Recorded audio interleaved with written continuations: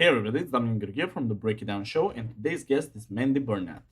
Mandy Barnett is one of Nashville's enduring musical treasures who has showcased her mesmerizing voice on stages across the globe, started singing at 5 years old. You can get Mandy's pre-sale copy of Ever Star Above on Amazon. The link will be included in the description below. Part of what makes Every Star Above so special is the presence of Sammy Nestico on the album.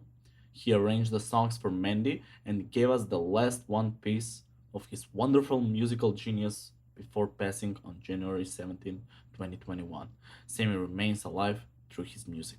Barnett's style is rooted in the classical country and pop crooning of iconic singers and timeless sounds. She delivers into a song with a keen interpretative sense, getting right down to its emotional core and rendering a powerhouse performance through her pipes of steel.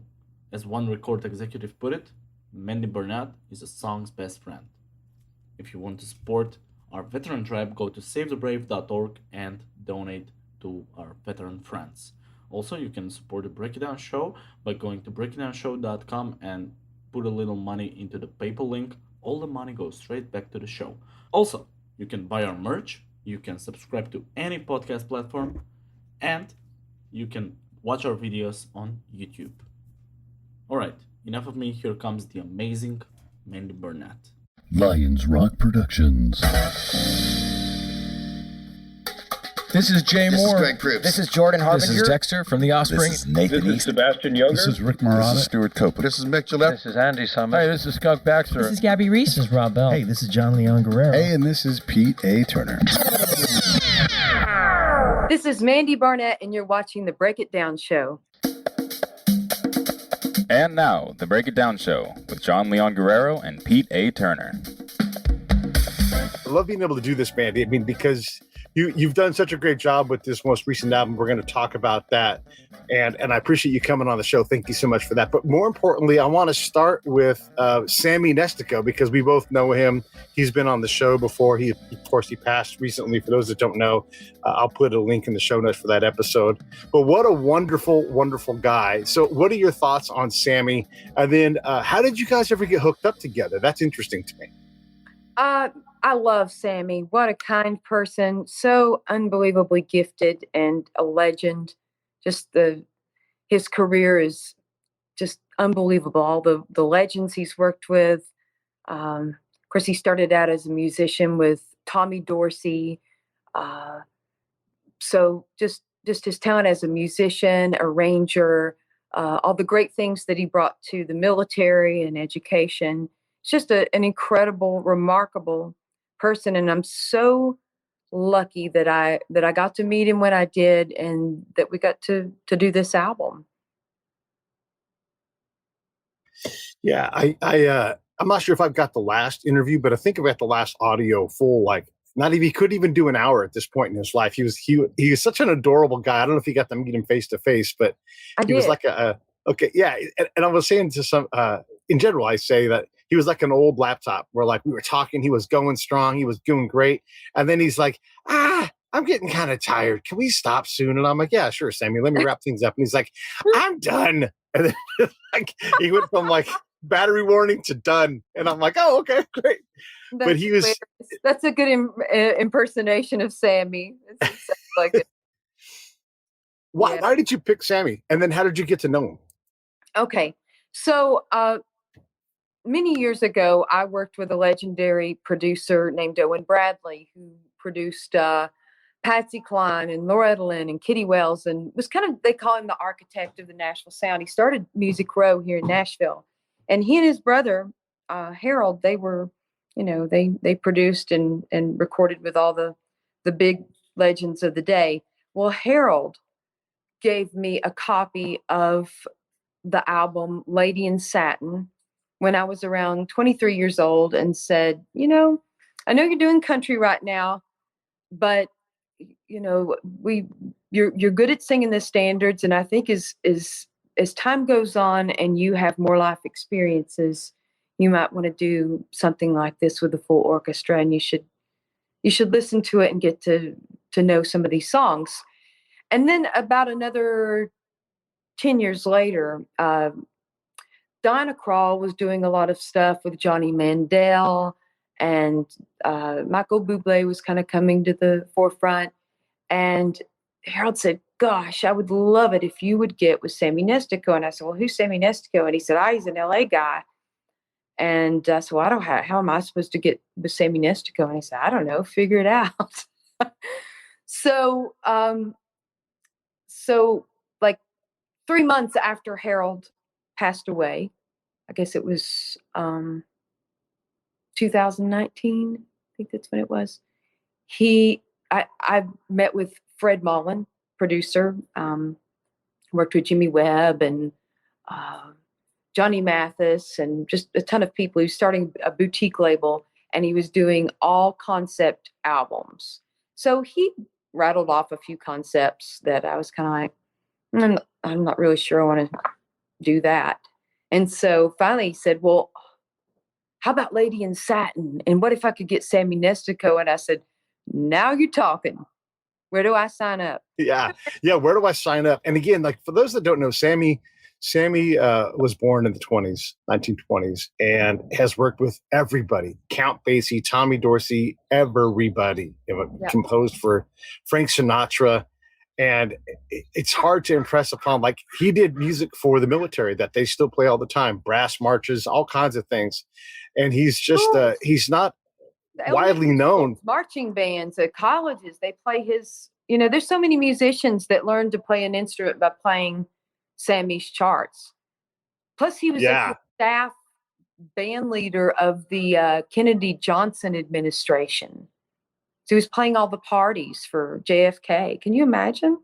I can't. And his life, hopefully they get the documentary out soon, because he's an American treasure, and he went through this massive part in America's awakening and realization and everything. And he's almost as old. When I told him we had him on the show, he's almost as old as the Lincoln Memorial.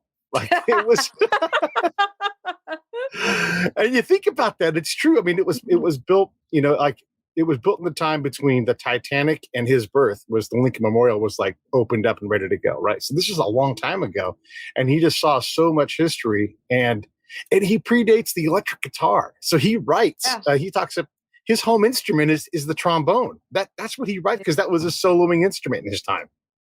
Yeah, absolutely. And one of the cool things about working with someone 95 years old who still, has it, is that they're bringing all that experience to the table.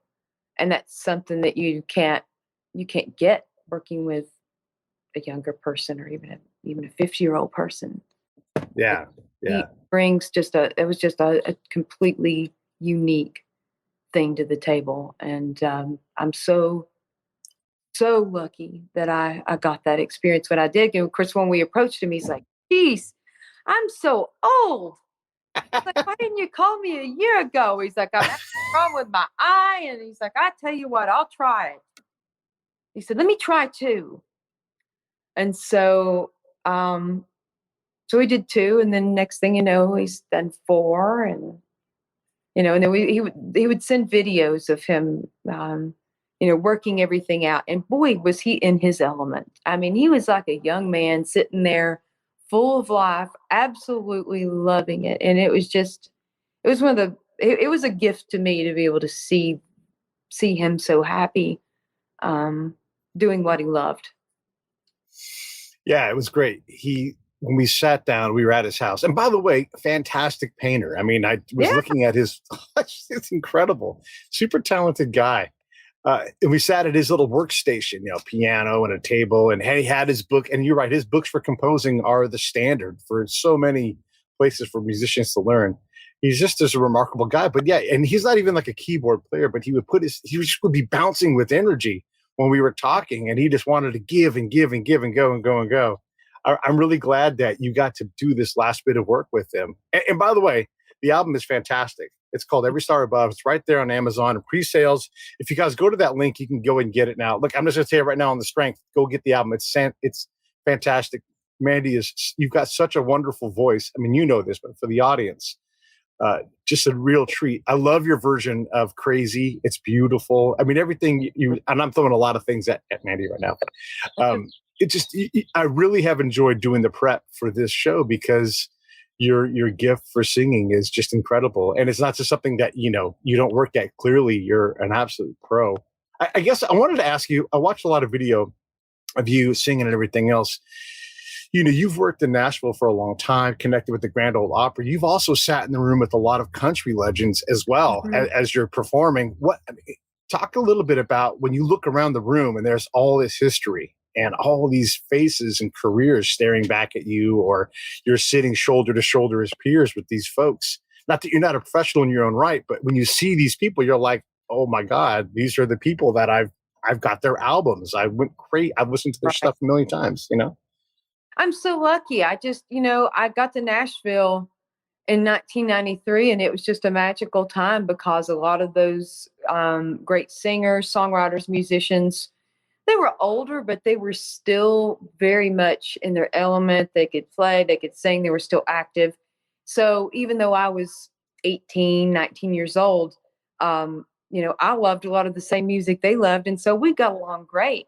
And so it really was a great, great time in my life, and just a magical time to come to Nashville and get to meet these people. But they all led me to where I am today. Basically, it's all that preparation with those folks that, was able to get me to a point where I could work with someone like Sammy Nestico and had the professionalism to be able to handle it, because I had a lot of legendary older musicians that took me under their wing and taught me how to be a pro. They didn't tolerate being late. They didn't tolerate not being prepared. These are all things that, if it starts at 10 o'clock, well, by God, we start at 10 o'clock. I mean, that's, and you record it with the band and that kind of thing. So by the time I was able to do this with Sammy, I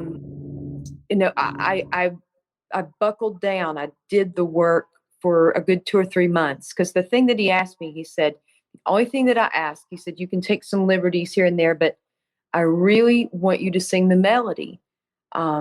So I learned all the entrances. I learned all the, where the instrumentals were, so that when I was on the floor with the musicians, I could relax and just be inspired by his wonderful arrangements. When you say doing the work and being a pro, go into more of what that means, because you're right. It's not just showing up at 10 a.m. It's having done the work months in advance. It's knowing what you have to do to be ready at 10 a.m. You didn't just show up on time. You showed up prepared to perform. And then you know as well as I, like all those people on all those people on the floor, those musicians, they're there, like it's their time. And then Sammy has no time left. This is it. This is his last bit of time he has. And there's an enormous responsibility it's fine at the pro level, but I don't think we who aren't pros, I don't think we get what that means, the hours that go into being prepared to step in front of that microphone at 10:02 when they flip on the record button. Well, I mean, people can be talented, but you can't just really rely on your talents. You have to have a good work ethic, and because it can be a real time waster and a money waster. And so, I've seen in the past, maybe some younger musicians that didn't take things as seriously. They show up on the job and don't know the song. And it's a real drag for everyone around them. So I've always tried to not be that person in the room. I know what I'm doing. I know what songs. I know the lyrics. I know where the instrumentals are. I don't need any hand holding, or I'm not going to cancel the day of the session. I'm not going to pull any of that kind of stuff that people can sometimes do. So it was and that was important to Sammy to work with someone that would respect his wishes, and because he was really putting a lot of effort into these great arrangements. And the orchestra was so excited to play his charts. He was on a Zoom call because he wasn't well enough to come to Nashville at that point.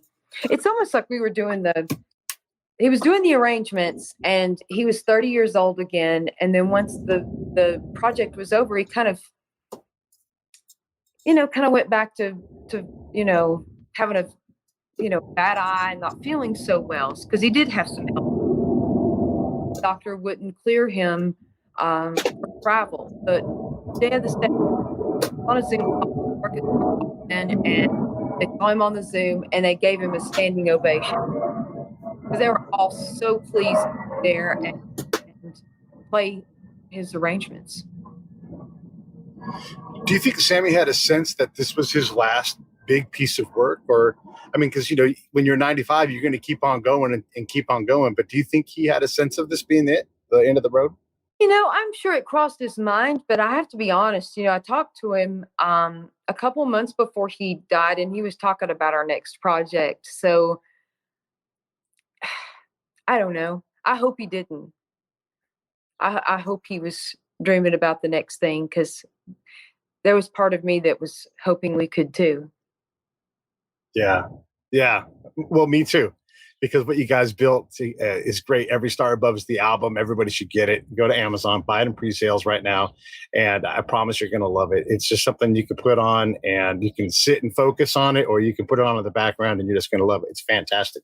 When Sammy arranges something, he often arranges somebody else's song and just does it in a different way. What would you say, and this isn't all going to be about Sammy, but I'm just, we have the opportunity to talk about him, and there's not going to be a whole lot of these opportunities left. What does he bring to a piece of music? And then when you guys are on the floor recording something and you got the orchestra there, how much audibling and like, oh, let's try this instead. How much of that was happening when you were recording? Very little. He lays it all out there for you. Okay. It's all written. So basically it's the rhythm section, and it is the conductor and me. At that point, we are kind of dictating the speed and the feel. That's the only thing that we can really change. I mean, I could take some liberties here and there with the melody if I wanted to, but he laid it all out there. So it's not like you can,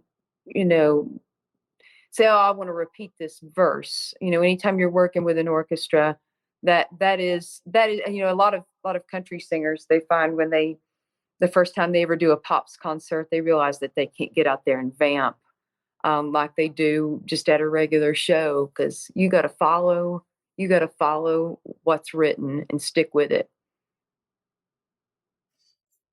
Yeah, we've got a friend of ours. He's from my hometown, Benicia, California. He basically started the Macon Pops in Georgia.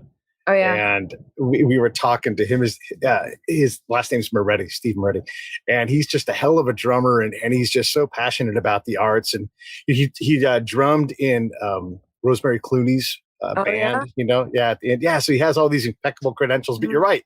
Those guys, they're trying to put on this is a live performance, and it's one thing to be loosey-goosey with, 3 of your friends in a band, and who cares if it's a little bit messy, but that's not what all these different genres are about. What do you like to do? I mean, where's your home spot? Is it you and a microphone and a guitar? What's your home performance style, would you say? My home performance style? You mean just if I'm at my home, or if I'm just what I'm the most comfortable with?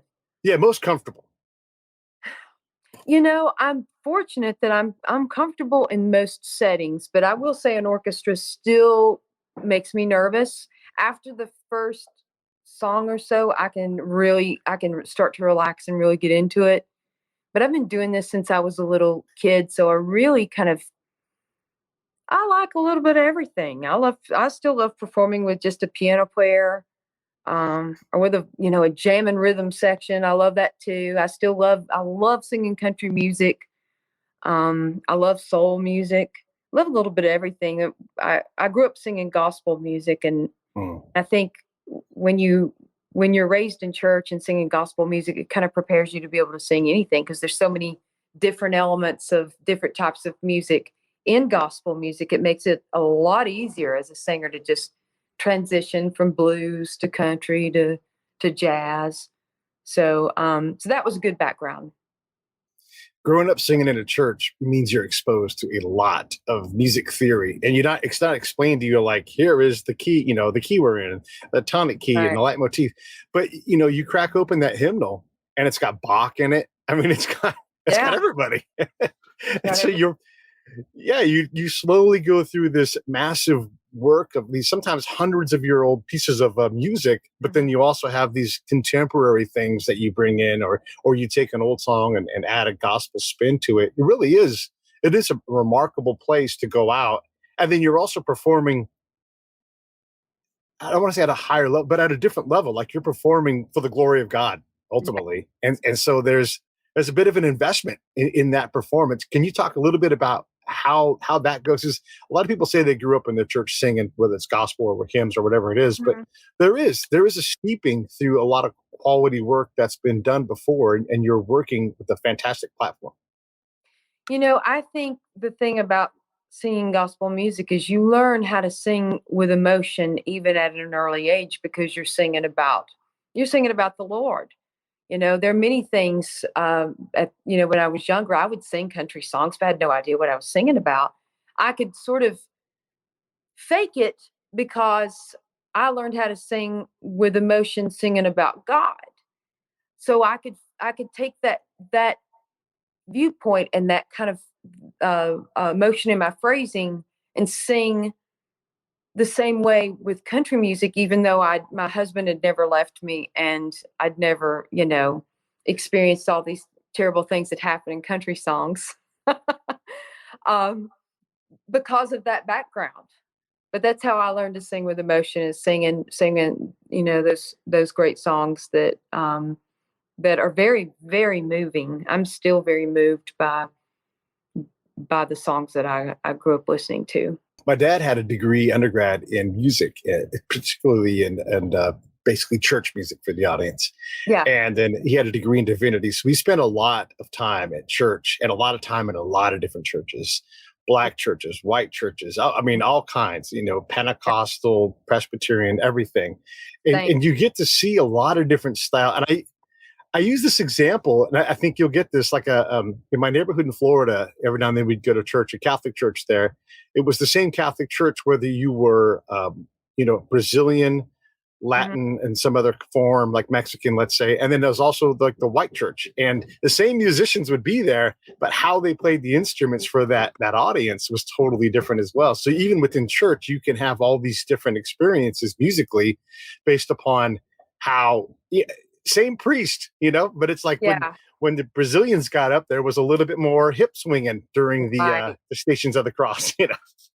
We did the same thing, except, I'm in rural Tennessee, that we didn't have a whole lot of Catholics, but, we loved to go to the Pentecostal church because they would kind of get down a little. I mean, we were Methodist, so, people would throw out an amen here or there, but they were pretty square for the most part. But we'd go to the Pentecostal churches, and yeah, there were definitely some behinds moving back and forth. And hand Hands, clapping.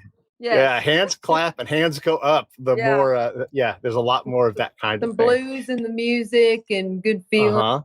Yeah. Yeah. We loved doing that. Or even just drums. I mean, you and I have grown up during a time when drums weren't allowed in church. That was like terrible. Or an electric guitar. Oh my goodness, what is that? But it's different now. That's true. That's true. If there was an electric guitar or a tambourine, you knew things were going to get wild.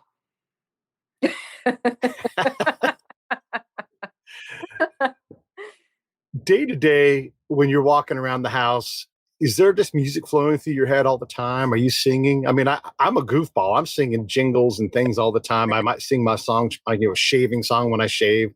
I just can't help it. I can't. It's got to be the same for you, where you're just constantly creating music in the house, right? Or is that? Yeah, intermittently. I mean, I'm thinking about things I have to do and stuff like that. But yeah, I'll have a song in my head, random songs. And then I listen to a lot of music too. Just I make my playlists. Yeah. What's on your playlist right now? What are you listening to? Well, I have to say, a lot of dead people. lots, lots and lots of dead people. I love a little bit of everything, like gospel, country, big band. I love 60s pop. So you may hear a gospel group from the 50s or Patsy Cline or Dusty Springfield. I love Backrack. So just a little bit of everything, stuff that I think is really good. What makes Patsy Cline so sticky, even to this day? What is it? Can you put your finger on it? You know, she sang with vulnerability, and I think people love to hear that, and not a lot of singers do. And she wasn't afraid to reveal those parts of herself. And I think a lot of the singers that endure do that, like Billie Holiday and Lady in Satin. She did the same thing. She's revealing this life that she led, which was full of a lot of really terrible things. So showing your vulnerability, showing your life experiences, I think that's part of what made Patsy so popular. The other thing is, you know, dying at 30 years old in a plane crash, because you think of the potential. And I mean, she was a country singer, but really she had a really great pop voice, and she probably would have gone on to do more of the standards and could have competed against Kate Smith and Kay Starr and Connie Francis and folks like that. So who knows what she would have become. I think she would have kept on going through the 60s and 70s. Yeah, when you leave money on the table and you die young as an artist, you know, if you get high enough, you can stick there. And I would say, in particular in Patsy's case, singing crazy, you know, so well and everything, it just makes her part of, you know, she did it. She accomplished that level where you don't get to be forgotten. And you're right, there is a vulnerability. And I'm glad you brought up Lady in Satin, because your version of that is fantastic. And obviously Billie Holiday, very similar. And they die young, but they have this incredible ability to emote and create this, I don't know, just like create that tension, that color, that feeling, you know, of what they were going through. And they're just singing the same dang notes, you know? Yeah, it's the phrasing. I mean, you can be a great singer, but if you just kind of stand there looking like you're flatlining and like you've never had an ounce of pain, you're not going to be able to. I mean, you can, oh yeah, she has a lovely voice, or he has a lovely voice, but you know, it's those life experiences that people they may not be able to put their finger on what it is, but they recognize it.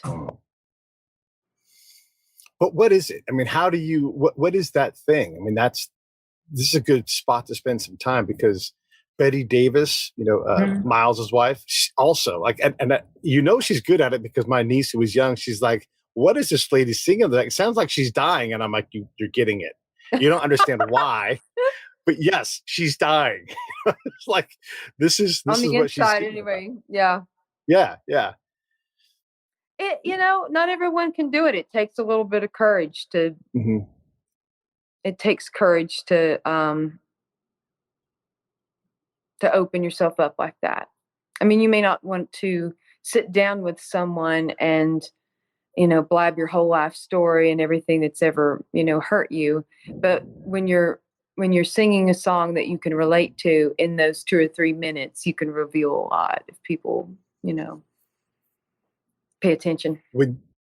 When you put together Every Star Above, you've got this list of these, I mean, I guess you call them standards, but these are songs that are all well known.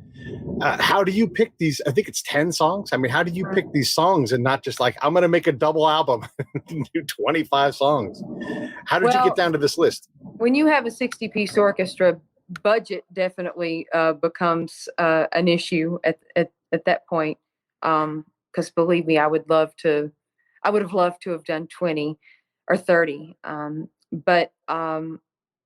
Yeah, we just picked the ones that resonated with me the most, that I felt like I could do a good job, and just went with it.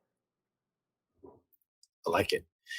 What had to be on there no matter what? I mean, you've got some songs that are the most precious that you're like, I have to do this song. I don't care what else happens, but this one I'm not going to give up.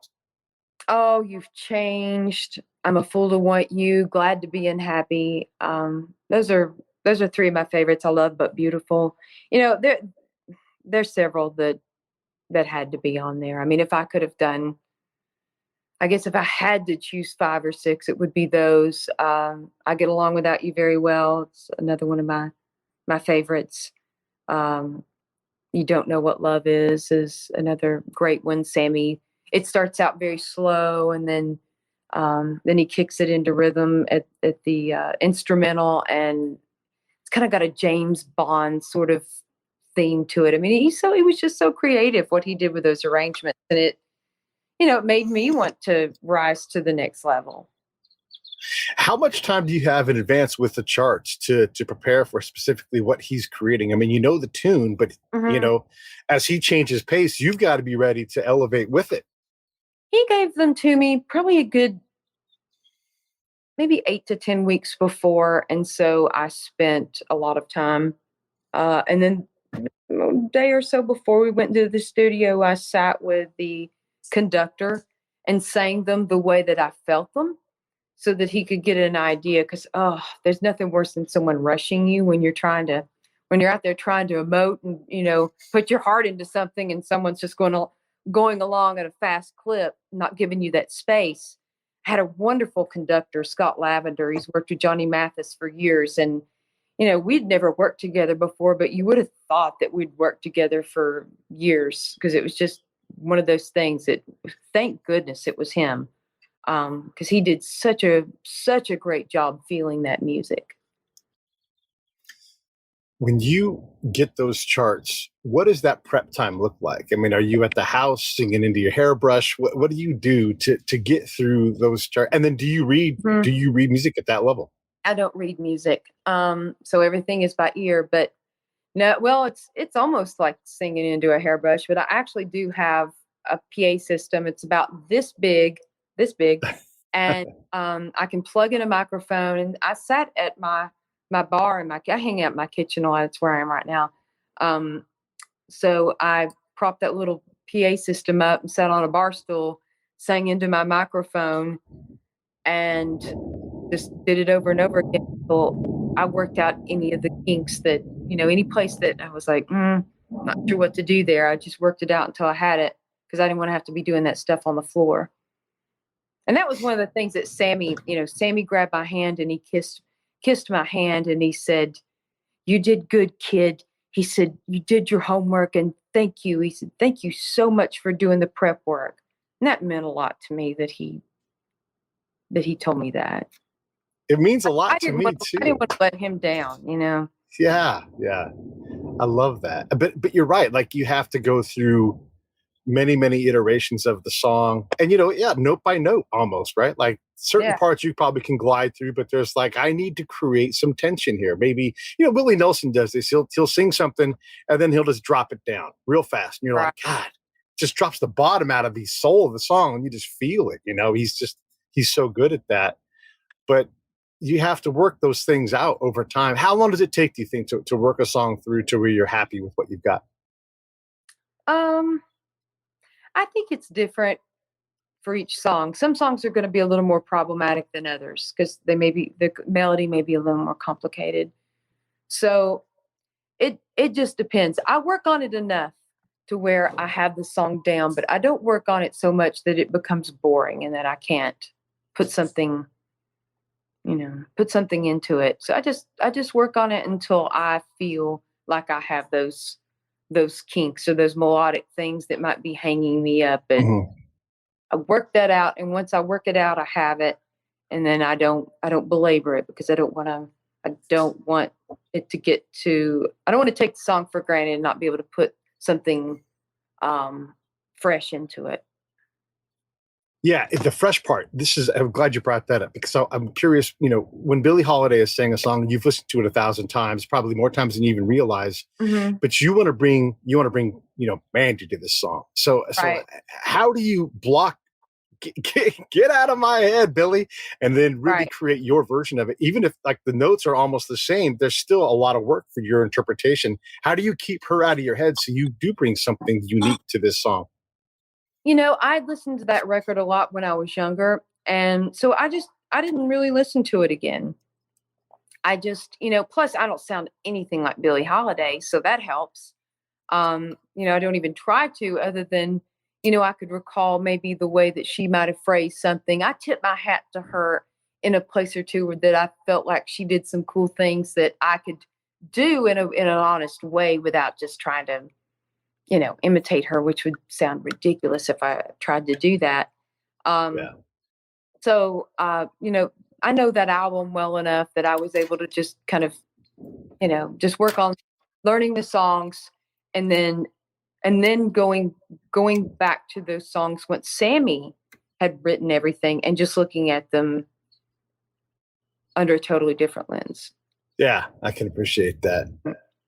You had to record this, at least in part, during COVID. How was that in terms of challenges? And then did you, when you guys had the band together, the orchestra together, was that during the pandemic? And again, how was that? How do you get past all of the side things that are never part of recording is hard enough, and now you have this global pandemic thing to deal with, We were lucky that we did this recording just before the pandemic. So it was in October of 2019.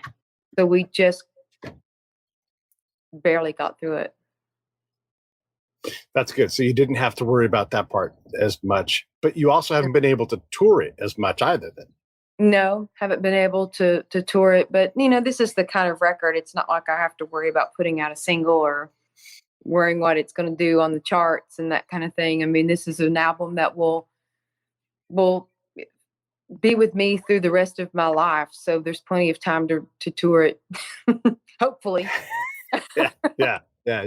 But you are getting back out on the road. You've got dates lined up. Everybody should go to your website. Let's pull that thing up here. Here's the website. This album isn't something that, if I go to a theater that, I might be able to do a song or two with a piano player, but it's not a song that would be easy to recreate live unless I do some pops concerts. And hopefully, I would say that a lot of the symphonies across the country are probably trying to figure out their seasons in 22, 23. So hopefully I can figure out a way to get on some of those schedules, because I think it would be great to do an evening of some of these awesome songs, or even just mix it up with some of, do these songs with some of the country stuff. Because, there is a very close connection with country music and the Great American Songbook. Very similar. A lot of people, they'll say, well, how is it to take such a big departure from country music? It really isn't. Yeah, I totally agree. The Great American Songbook is country music. They're so close, and oftentimes the same thing. It's same subject. Same subject. It's all about, love and loss. Yeah. Trying to get through life, being happy, trying to get through times. We had a band on the show recently called Gangsta Grass, and it's the same thing where they have these guys who are rappers and this musical genius named Wrench who does bluegrass music. And so you've got the people's music and the people's music, and it just goes together. And it's this fantastic amalgamation of these things. When you look at acts that are coming to Nashville to come play wherever, who stands out? Who are you excited about? Or do you even follow, or do you even time to do that because you've got your own career going on? Sometimes I pay attention and sometimes I don't. I tend to kind of, I'm sort of stuck in my own bubble, just trying to figure out where I'm going to be playing next and dealing with, what's going on. But every now and then I'll hear someone that will pique my interest. But at the moment we've not been able to go out and hear any new music. The only times that I've played in the last year have been at the Grand Ole Opry, and I walk in and I do my spot, and then I leave. When the pandemic first started, the Opry, they weren't really sure what they were going to do because they've never missed a show. So rather than cancel the show, they decided to have a limited roster, and so they had 5 of us come out. And this was like March the 17th. So we still don't even know whether COVID is airborne or what. We don't know anything about it, really. So there were 5 of us, and we're playing to an empty Grand Ole Opry house. That had never happened. It was very strange. There was a small band. And shortly after that, I made one of the 16 most eerie images of the coronavirus in USA Today. Someone had taken a picture of me walking across the stage to an empty Opry house. But that was the first show during COVID, but they've kept going. It's really amazing. And they've done a great job with, the keeping all the artists safe, keeping the audiences safe. They've done great with all the social distancing. So they've been able to continue. They haven't stopped. And that's been a great thing to be able to go and play the Opry through this. If I was to tell that mid-90s Mandy that, hey, you're going to be this fixture at the Grand Ole Opry, what would she say? Would she be like, of course, I'm Mandy? That's so funny. Well, I always wanted to play the Grand Ole Opry. And I was playing the Grand Ole Opry in the 90s. So you would have had to tell me that in the 80s. Okay, in the 80s. Yeah, all in the 80s. And I wanted to do it then because when I was 10 years old, I remember watching the 60th anniversary of the Grand Ole Opry and thinking, oh my gosh, that's what I want to do. I want to be on that stage. And then I'd get outside on a tree stump and sing to the dogs. And, I might sing Crazy. And then I'd sing Sophisticated Lady. That was one of my first American songbook songs. So I'd be, standing on a tree stump singing Sophisticated Lady to my dogs. Yeah. So I always imagined being on stage, some kind of velvet curtain in some kind of grand room. I always envisioned that. And thankfully I've been able to do that and hope I can continue to do more of it. Oh, I'm sure. There's no doubt. I mean, the album is great. By the way, everybody who wants the latest on Mandy, just go to mandybarnett.com. You can go on Facebook and get all that stuff as well. It's just super simple. And in general, if you're watching on Facebook, watch on YouTube. That helps me out a little bit more. YouTube is the place where we monetize a lot of our stuff. If you're into that, that's great. Go to the Break It Down show, click on the PayPal link, put a little bit of money in each month. I put all that money back into the show. Mandy, we're coming out to Tennessee in September. So I plan to go to the Opry. I've not been there since the 70s when I was a little kid. So I can't wait to come back and see it. What is the Opry? Pardon me? What does the Opry mean? For a lot of us who don't know the Opry, because it's been around forever, but if you're not into country music, if you don't know the names, what is the Opry for those who are uninitiated in some way? Well, it's kind of like the holy grail of country music. I mean, everyone wants to be an Opry member. It's just a wonderful, wonderful stage. So much history. Patsy Cline, Roy Acuff, Hank Williams, just Minnie Pearl, all the greats performed there at one time. Of course, many of them are gone now, but there's just so much history. So it's definitely the thing to see. There's always a great show. It's a variety show. So you see a little bit of the past, and then you see the up and comers, and then the people that are out there that are really tearing things up and selling millions of records. So it's a good variety of folks and styles. It's what I guess probably the only show in America that still has live square dancing. The Opry square dancers are something else. So it's something to see when you come to Tennessee. It's really, really special. Every Star Above is fantastic. You are going to go do some new tour dates on your website again at mandybarnett.com. You can look and see, but you've got some gigs coming up. You've had some gigs already. How has that been getting back out and on the road performing live? It feels good. I'm going to be playing my first show coming up, so I'm a little bit nervous, but I'm really glad to get back out there. It's time, and it's been really hard not being able to go out and perform. I'm just lucky that I've had a few things here and there that have kept me busy. Working on the albums and all the promotion that goes into that. So I'm really, really looking forward to getting on stage again. I've missed it. Yeah. I mean, that's what you do, right? And that's where you light up and you give something back. And I just encourage everybody in the audience, start going out. I'm in Southern California, so Hollywood Bowl, we're going to go give some money to those guys and see some live performers there. Yeah. There are just so many bands that are getting back out on the road. We got to get back out and support what they're doing.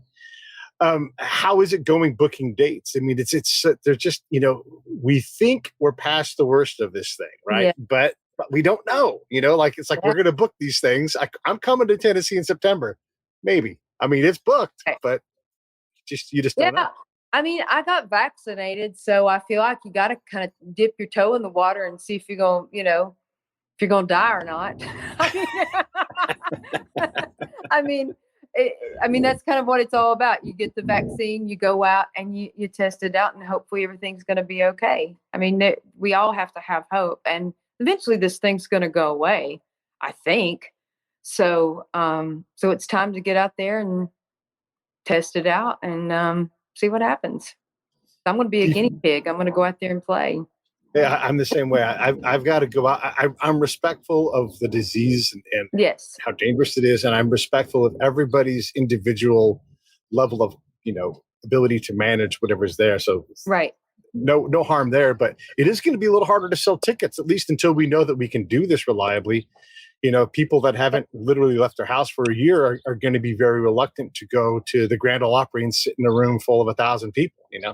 That's very true, and it is strange the first time you go out. Recently, I went out to a restaurant, and it was strange, and I felt a little uneasy. Of course, I had my hand sanitizer. I think all everyone can do is just use common sense and do whatever they can to feel protected. And we all need to be better about washing our hands. That's something that we all need to be better about that.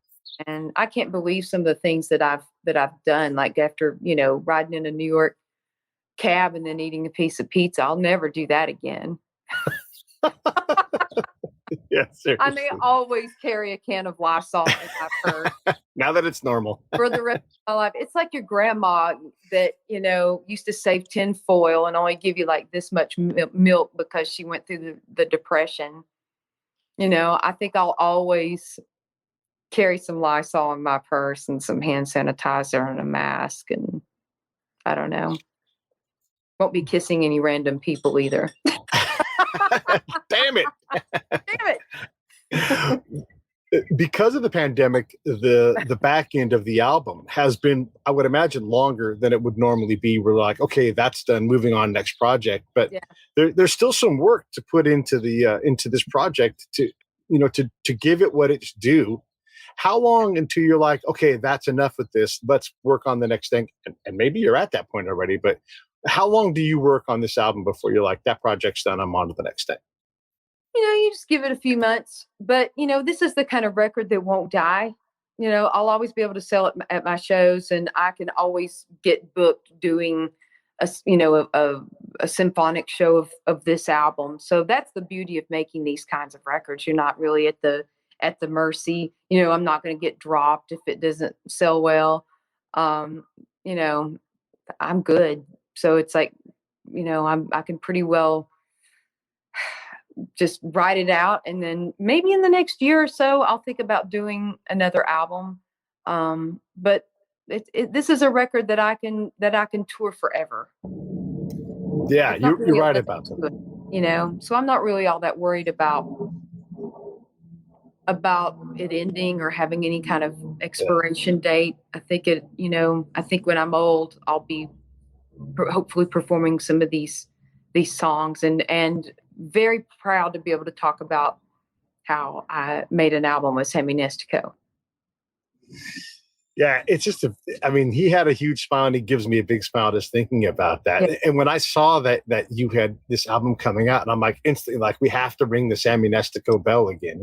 Yes. He passed on my birthday this year. Really? So I'm like, I've got to do something to make sure that I keep the Sammy Nestico thing alive, because he is like, we can't lose these people who were so important to our lives and gave us all so much. I mean, it's just incredible, Yeah, need to learn from them and let them influence us, because gosh, only good things can happen from that. Yeah.